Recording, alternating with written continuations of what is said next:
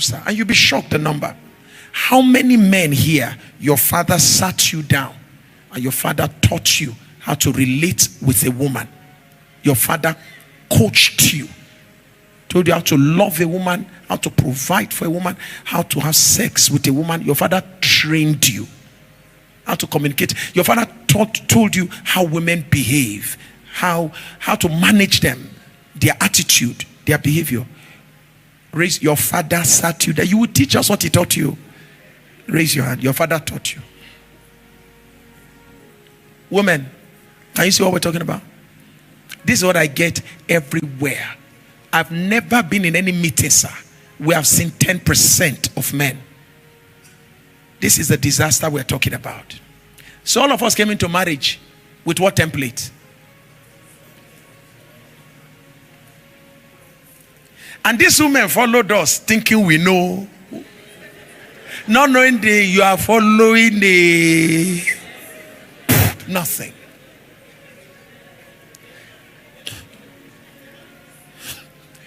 It's a problem. So where do we get information from? Bush bar with our friends.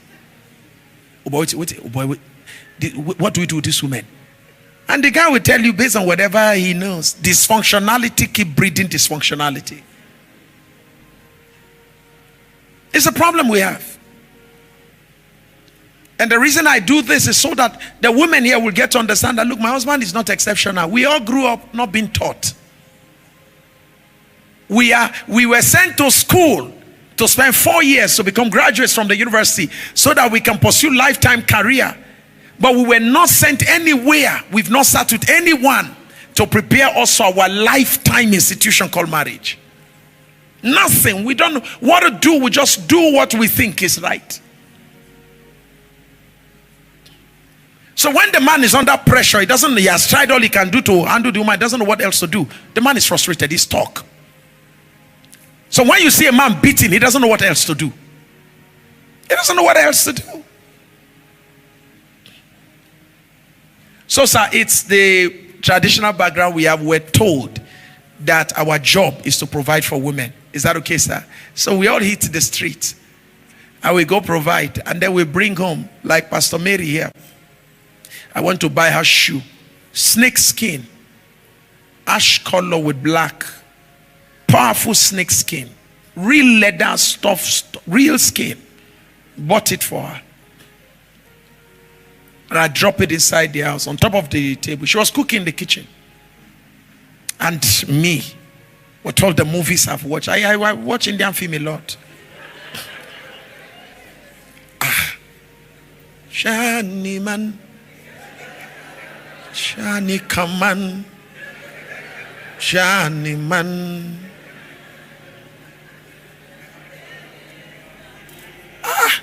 And you know those Indian women that we see in movie? We didn't know it was film. When the man give them shoe like that. So I was expecting, my mind. I was like, if she's, so I kept it. So I was expecting, in my mind, I've already calculated. When she was like, oh my God. I didn't know I was dealing with a worry woman. Barack woman to the core. So it's kind to know they move them.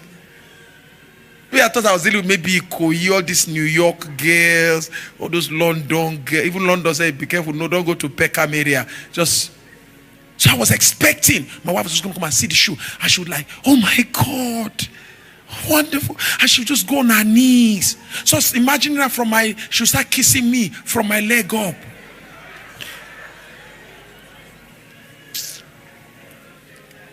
Sir, my wife just came. I said, baby, come. She now came and she saw the shoe. She said, thank you. I'm telling you this before God. She just looked at it. She said, thank you. And she went back to the kitchen. Should I hit my head on the wall? I said, God, this is how my dream is over. My expectation have just been cut short too. And she went like that. Nothing. So that led me into research. It was that research that led me into gender dialect.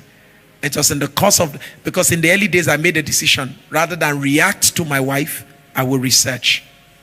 So every case was a case for research. So I began to research, why do women behave like this? Then I stumbled on that teaching on gender dialect. Every gender has a dialect they speak. In order to connect with that gender, learn to speak in the dialect of that gender. And I said, so what could be my wife's dialect?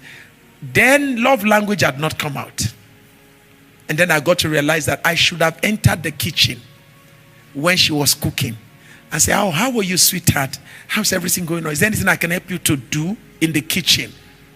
Maybe even pick an okra or cut something small.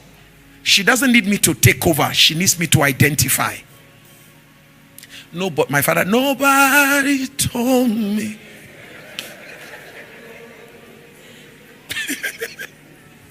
I didn't know. I didn't know. That's how my marriage will have ended in trouble. My ignorance will have led to my reaction. My reaction will have ended my marriage. But thank God I found out stuff. So you know what I do from that moment? I get involved in house issues. I still do till today, sir. Sometimes I finish it in my wife. Oh, she said, don't bother carrying the plate. I say, for who? Who am I leaving it for? So I carry the plates myself to the kitchen. I wash them. She dropped her things by the staircase. I carried them up. She dropped them because she know I'll carry them. She has the house boy in the house. She's comfortable. She knows that that boy will do his work. You get what I'm saying, sir? And she makes her happy that I'm identified. We know why? Her love language is act of service. Don't come and waste your time around my wife. You know you are so beautiful. Your eyes look like that of a dove. Your tongue is like that of a... If I don't leave early, if my wife slap you. She's not trip. You know why? She grew up in the midst of people who said many things they don't mean. So my wife's definition of friendship is different, very deep. I have never in my life met anybody with a deep perspective to friendship like my wife. The day my wife defined who a friend is to me. And if my wife calls herself your friend, sir, you can take it to the bank. She would die for you. My wife's definition of a friend on a different level. Because her exposure got her to meet people who say this, they never mean what they say. So she's not impressed with words, because what she did not see are people who modeled what they said. So my wife is not the type that will respect me because I'm her husband or I'm Reverend Sam. So the only reason my wife respects me is because I command that respect. So not because I'm a husband though, not because I am Reverend Sam. So I command my wife's respect, and I know I do. So because I deserve it. I have never given a reason to look at me and disrespect me. And I will never do that. Never. You understand that? My wife is the type that will look at her father, straight to my father's face, and say, Baba, you just lied. The father knows her. In fact, the only thing he told her when she was going to marry, he said, look, don't undo me like you undo, don't undo him like you undo me. She would tell her father to his face. So my wife is not the type that will look at you and say, because you are any. That one thing my wife, I can tell her about, she fears nobody. You can't wear uniform and threaten my wife. You are a policeman. You stop. Dan can tell you. We're heading to the airport. Were you there with us? It was Dan that was. Where's Dan? We're heading to the airport. Policemen were trying to misbehave on the road. My wife was going to, I said, sweetheart, my wife will confront. Who are you? So it's very critical for us as men to make sure that we don't just focus on providing what? By the way, what do you do? Look at the marriages we're looking at. Lawyer, lawyer, lawyer, lawyer. There's another one here. Lawyer, lawyer. Okay? And there are some of us here. You are business owners. Your husbands are working class people. You make more money than your husband. Am I correct? There are people who are making. There's a small girl in our church who makes as much as $3,000, $4,000, $5,000. Tell me, where will her husband get that kind of income from per month? So somebody is going to marry that girl. How do you call yourself husband if money is the only thing you provide? So women are looking for more than this now. Women are looking for more than man who can provide money. You should provide money, but women are looking for more than this. They are looking for a man who can also what? Communicate. A man who can also sexual intimacy, everything around it. Communication, intimacy, caressing, romance, and the rest of that. So sir, thank God for you who is committed to becoming better. Please, let's get better by adding these other things. They protect our love. Okay. Thank you, sir. I need to run out of here. Sent this. How do I show my partner that accountability is important in a marriage? 2, as a couple, I believe in having mentors that we can look up to and freely speak to, but my partner doesn't. How do I make him see it's important? 3, my partner finds it difficult to apologize. How do I help him? 4, how do you manage a partner whose first line of action is defense when there is disagreement? Okay, so basically I think it's all about accountability and apology in this case. Accountability is very important. The first 3 questions, I think the first 2-3 questions were all around accountability. The first thing about marriage and accountability is this. Look at it this way. Every lake stinks. Most lakes stinks. Am I correct? Once a body of water does not have room for outlet and inflow, over time it's going to start stinking. Is that okay?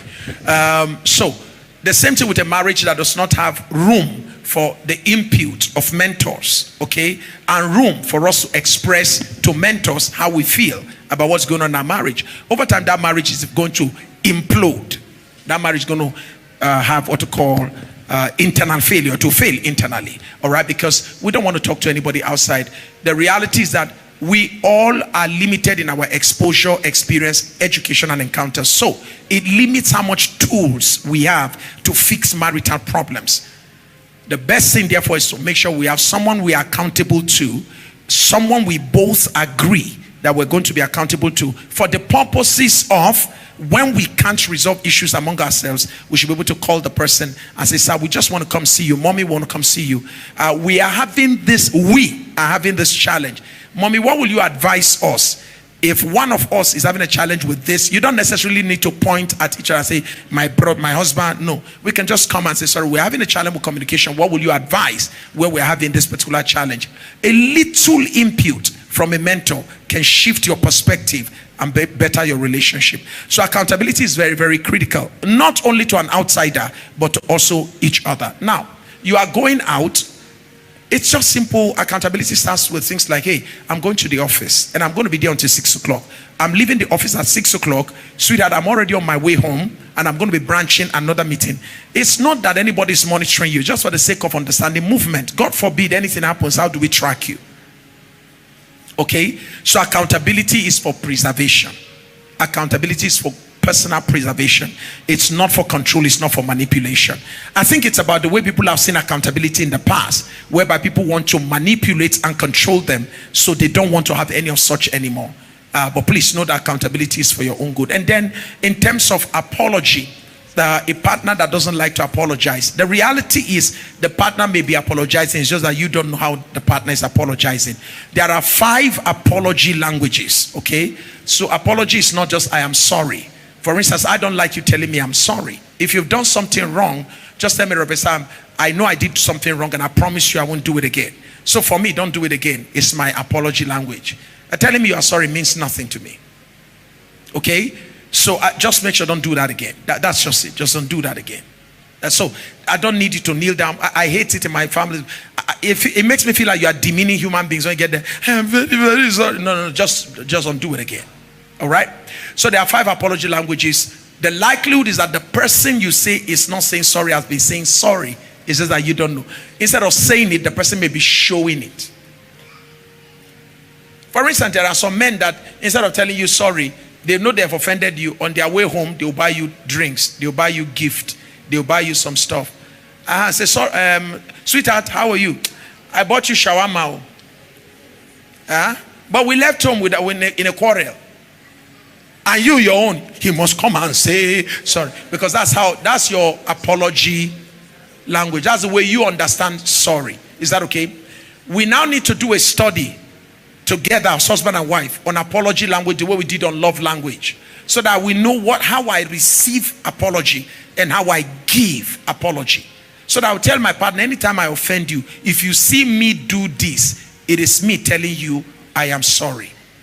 And then if you do something to me, this is how I want you to let me know that you are sorry. Just tell me you are sorry. Just tell me you will not do it again. I understand you are sorry. So many times when you say people are saying, they are not saying I'm sorry. They've been saying I'm sorry, it's just that you didn't know. Okay? Thank All you, right. sir. Yes, ma'am. How do you handle issues with in-laws, especially when your spouse wants to remain neutral when issues arise? I love that my spouse is more supportive and help me understand how to relate with their parents better. So you want your partner to help you relate with his or her own partner, with our own parents. All right, that is the responsibility of your spouse. The spouse must have in the first place introduced you before you got married to the family of your spouse. All right, it is obligatory on you. It is expected that you would have taken it from the moment you were introduced to start building relationship with them. For you to be in a marriage and you're expecting your husband to now broker relationship again between you and your spouse and his parents, what have you been doing all the while? So it is expected that from the beginning, before you even came into the marriage, you should have started building the bridge. It is, however, different where the family were where they objected to their son marrying you. In which case, for a long time, maybe after the marriage, they were still angry and all of that.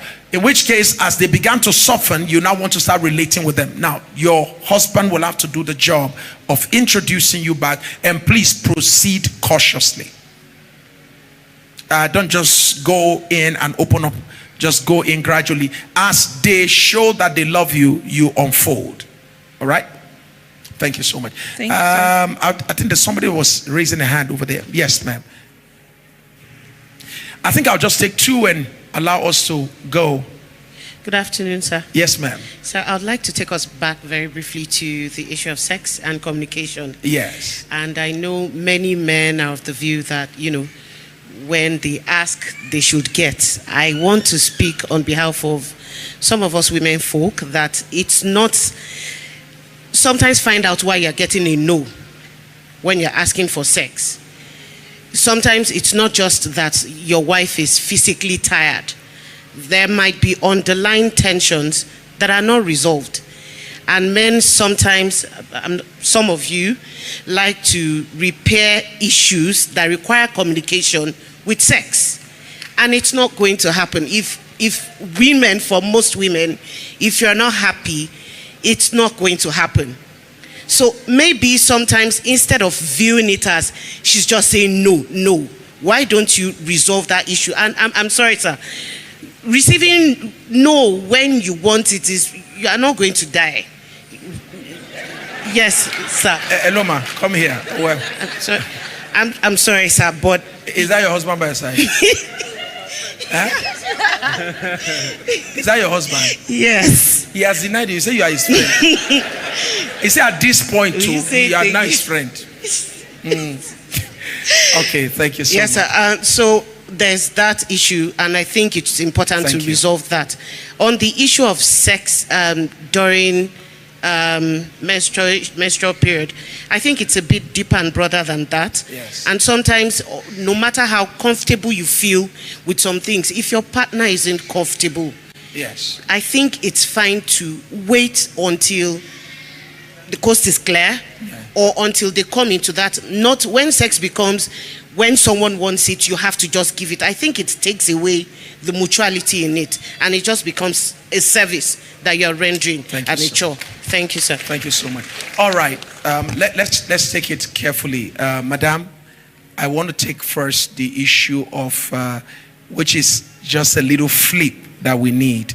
You made a statement, and the answer to your question, to your conversation, is in the conversation itself.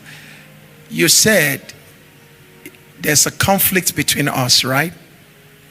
And then you said some men like to repair the relationship with sex. But for you, you would like to resolve the matter first before we have sex. But for him, let's have